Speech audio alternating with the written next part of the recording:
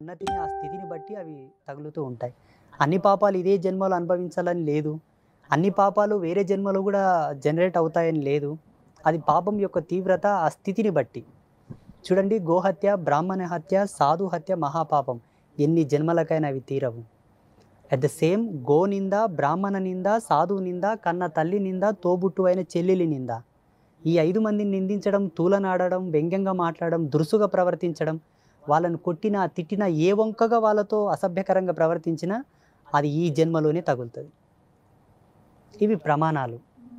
దైవనింద చేసినా, శివభక్తులను, విష్ణు భక్తులను అవమానించినా గూడా వాళ్ళ పాటికి వాళ్ళు భక్తులయ్యుంటారండి. మీకేం పని వాళ్ళని నిందించడం, వాళ్ళని హేయంగా మాట్లాడడం, నింద చేయడం.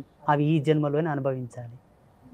మరికొన్ని పాపాలు ఎలా ఉంటాయంటే, ఈ జన్మకు ఈ స్థితికి ఆవరణం కాక, ఉత్తర జన్మకు అవి బాగా నిలబడి ఉంటాయి. నోరు తెరుచుకొని నిలబడి ఉంటాయి. పట్టుకోవడానికి రెడీగా ఉంటాయి. ఉత్తర జన్మ అంటే, now you are the bachelor.